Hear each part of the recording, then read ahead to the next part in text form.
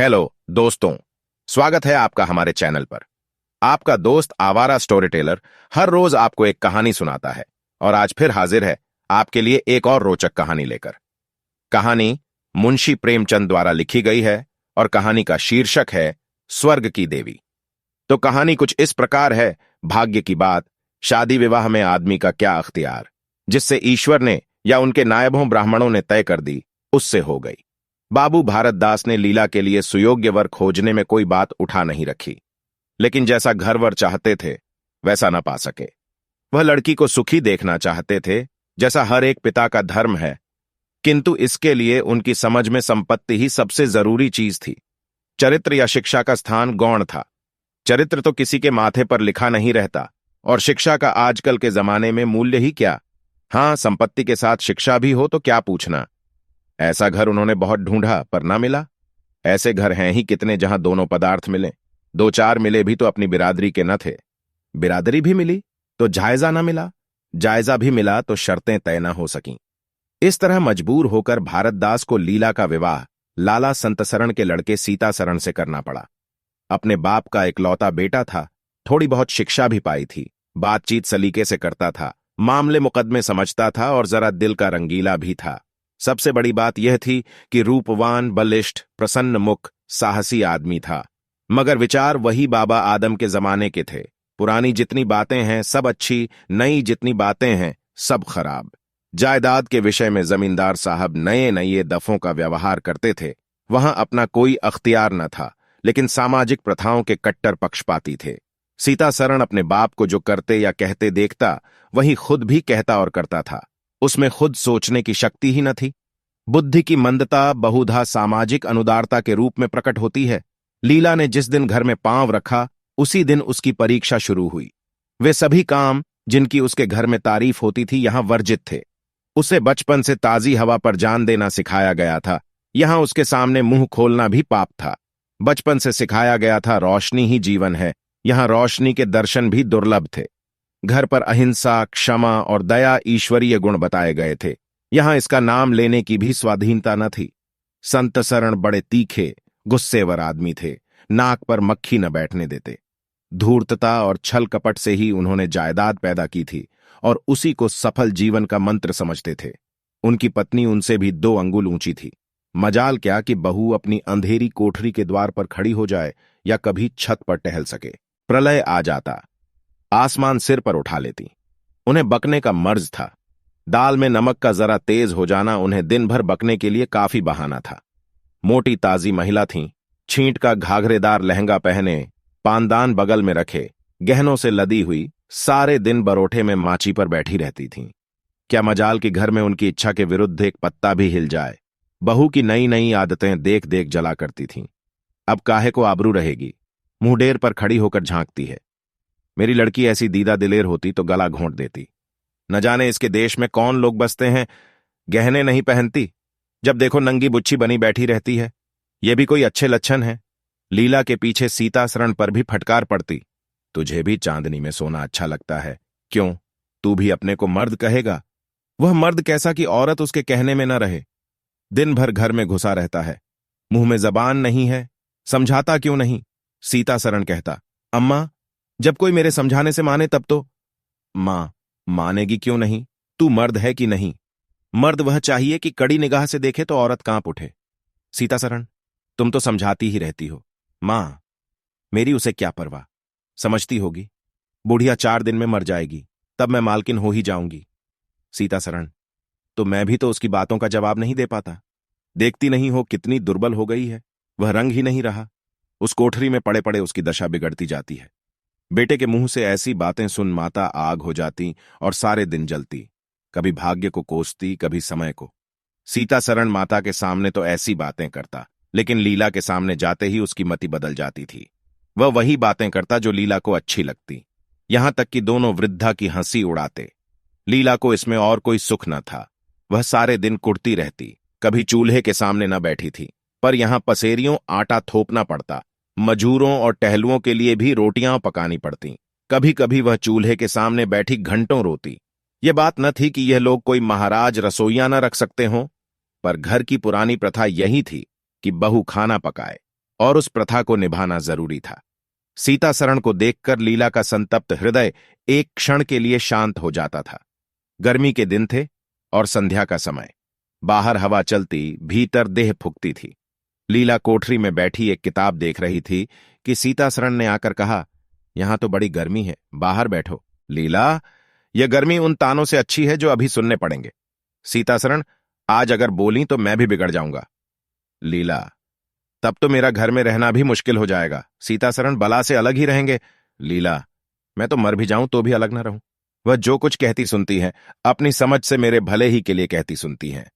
उन्हें मुझसे कुछ दुश्मनी थोड़े ही है। हां, हमें उनकी बातें अच्छी न लगें, यह दूसरी बात है।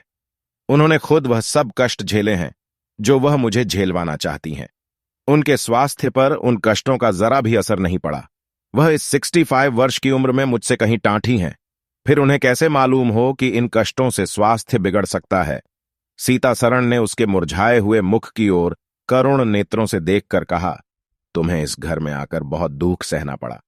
यह घर तुम्हारे योग्य न था। तुमने पूर्व जन्म में जरूर कोई पाप किया होगा। लीला ने पति के हाथों से खेलते हुए कहा, यहां ना आती तो तुम्हारा प्रेम कैसे पाती। 5 साल गुजर गए। लीला 2 बच्चों की मां हो गई। एक लड़का था, दूसरी लड़की। लड़के का नाम जानकीसरण रखा गया और लड़की का नाम कामिनी। दोनों बच्चे घर को गुलजार किए रहते थे। लड़की दादा से हिली थी, लड़का दादी से। दोनों शोक और शरीर थे। गाली दे बैठना, मुंह चिढ़ा देना तो उनके लिए मामूली बात थी। दिन भर खाते और आए दिन बीमार पड़े रहते। लीला ने खुद सभी कष्ट सह लिए थे, पर बच्चों में बुरी आदतों का पड़ना उसे बहुत बुरा मालूम होता था। किंतु उसकी कौन सुनता था। बच्चों की माता होकर उसकी अब गणना ही न रही थी। जो कुछ थे बच्चे थे, वह कुछ न थी। उसे किसी बच्चे को डांटने का भी अधिकार न था। सास फाड़ खाती थी। सबसे बड़ी आपत्ति यह थी कि उसका स्वास्थ्य अब और भी खराब हो गया था। प्रसव काल में उसे वे भी अत्याचार सहने पड़े जो अज्ञान, मूर्खता और अंधविश्वास ने सौर की रक्षा के लिए गढ़ रखे हैं। उस काल कोठरी में, जहां हवा का गुजर था, न प्रकाश का न सफाई का, चारों ओर दुर्गंधा और सील और गंदगी भरी हुई थी। उसका कोमल शरीर सूख गया। एक बार जो कसर रह गई थी, वह दूसरी बार पूरी हो गई। चेहरा पीला पड़ गया, आंखें धांस गईं। ऐसा मालूम होता बदन में खून ही नहीं रहा, सूरत ही बदल गई। गर्मियों के दिन थे। एक तरफ आम पके, दूसरी तरफ खरबूजे।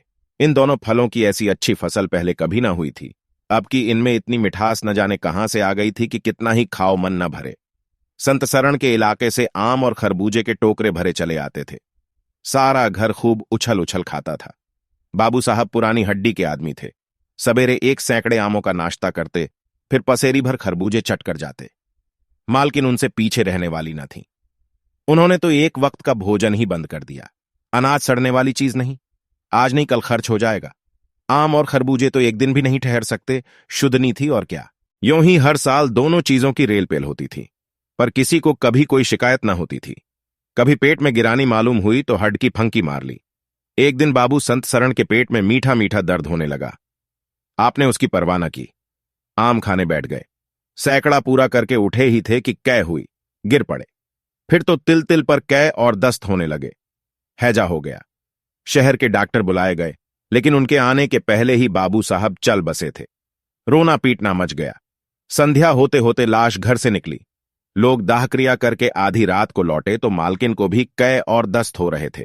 फिर दौड़ धूप शुरू हुई, लेकिन सूर्य निकलते निकलते वह भी सिधार गईं। स्त्री पुरुष जीवन पर्यंत एक दिन के लिए भी अलग न हुए थे। संसार से भी साथ ही साथ गए। सूर्यास्त के समय पति ने प्रस्थान किया, सूर्योदय के समय पत्नी ने। लेकिन मुसीबत का अभी अंत न हुआ था। लीला तो संस्कार की तैयारियों में लगी थी। मकान की सफाई की तरफ किसी ने ध्यान न दिया। तीसरे दिन दोनों बच्चे दादा दादी के लिए रोते रोते बैठके में जा पहुंचे। वहां एक आले पर खरबूजा कटा हुआ पड़ा था। 2-3 कलमी आम भी रखे थे। इन पर मक्खियां भिनक रही थीं। जानकी ने एक तिपाई पर चढ़कर दोनों चीजें उतार लीं और दोनों ने मिलकर खाईं। शाम होते होते दोनों को हैजा हो गया और दोनों मां बाप को रोता छोड़ चल बसे। घर में अंधेरा हो गया। 3 दिन पहले जहां चारों तरफ चहल पहल थी, वहां अब सन्नाटा छाया हुआ था। किसी के रोने की आवाज भी सुनाई न देती थी। रोता ही कौन, लेदे के कुल 2 प्राणी रह गए थे और उन्हें रोने की सुधि न थी। लीला का स्वास्थ्य पहले भी कुछ अच्छा न था, अब तो वह और भी बेजान हो गई। उठने बैठने की शक्ति भी न रही। हरदम खोई सी रहती, न कपड़े लत्तों की सुधि थी, न खाने पीने की।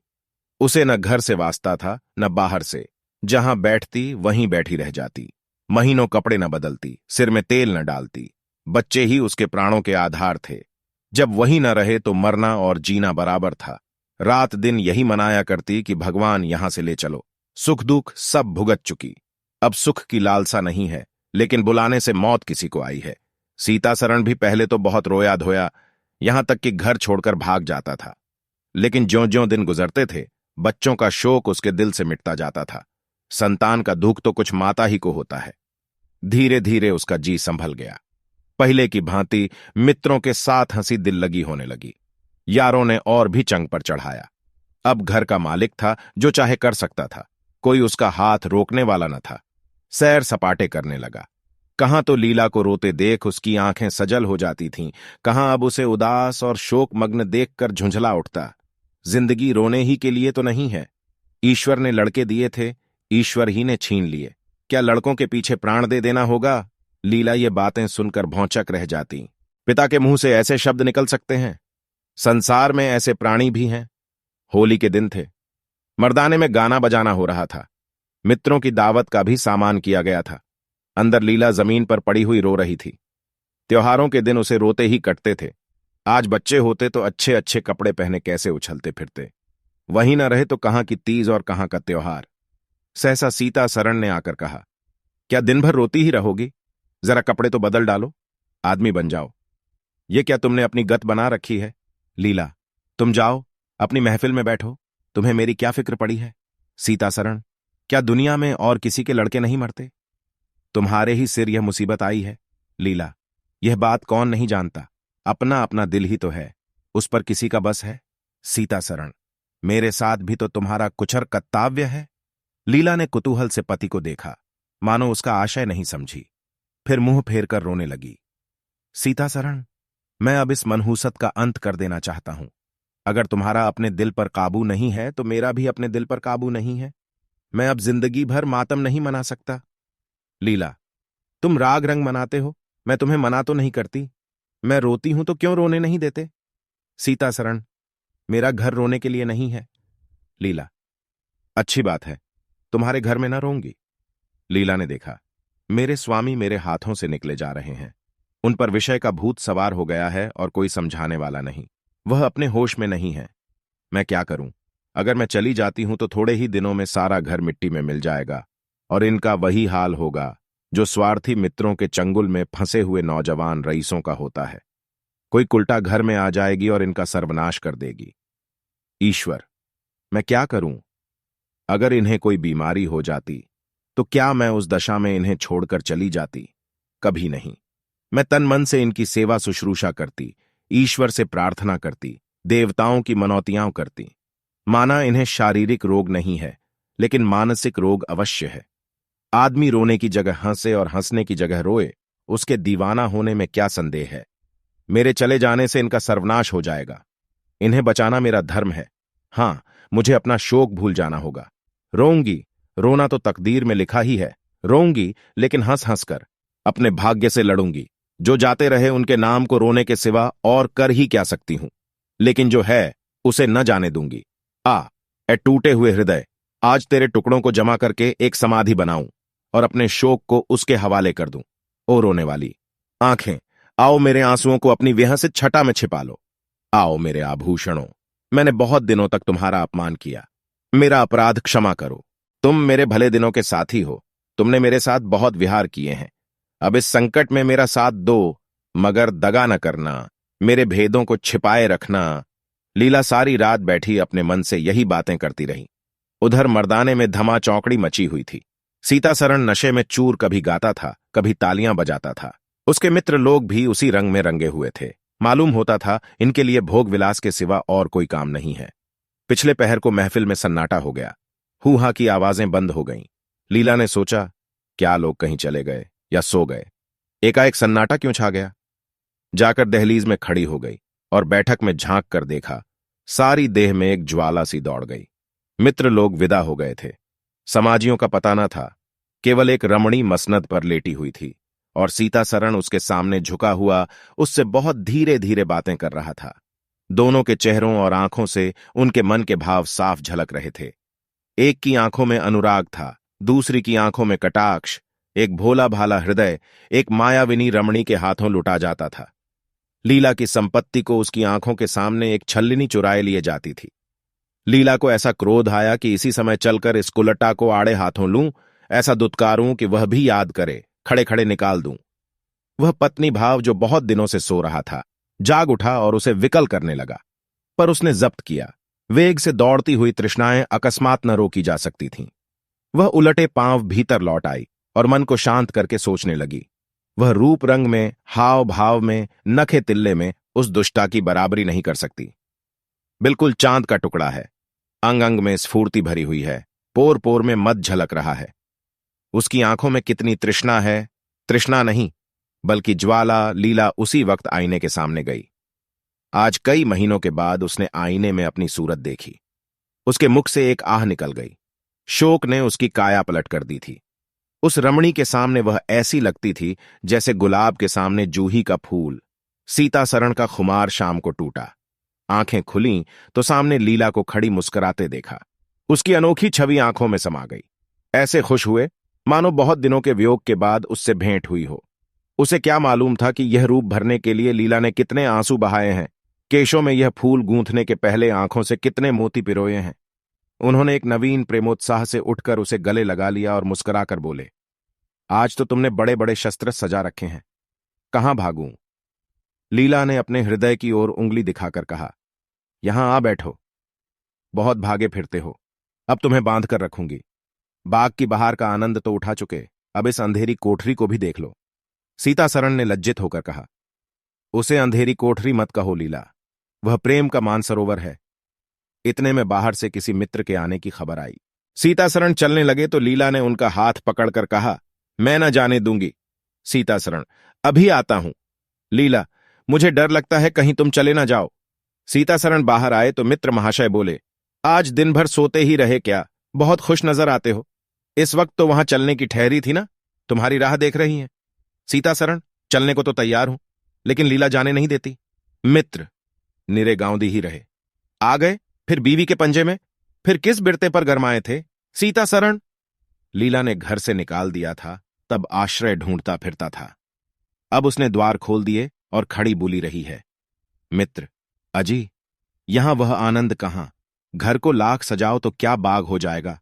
सीतासरण, भई, घर बाग नहीं हो सकता, पर स्वर्ग हो सकता है। मुझे इस वक्त अपनी क्षुद्रता पर जितनी लज्जा आ रही है वह मैं ही जानता हूं। जिस संतान शोक में उसने अपने शरीर को घुला डाला और अपने रूपलावण्य को मिटा दिया, उसी शोक को केवल मेरा एक इशारा पाकर उसने भुला दिया। ऐसा भुला दिया मानो कभी शोक हुआ ही नहीं। मैं जानता हूं कि वह बड़े से बड़े कष्ट सह सकती है। मेरी रक्षा उसके लिए आवश्यक है। जब अपनी उदासीनता के कारण उसने मेरी दशा बिगड़ती देखी तो अपना सारा शोक भूल गई।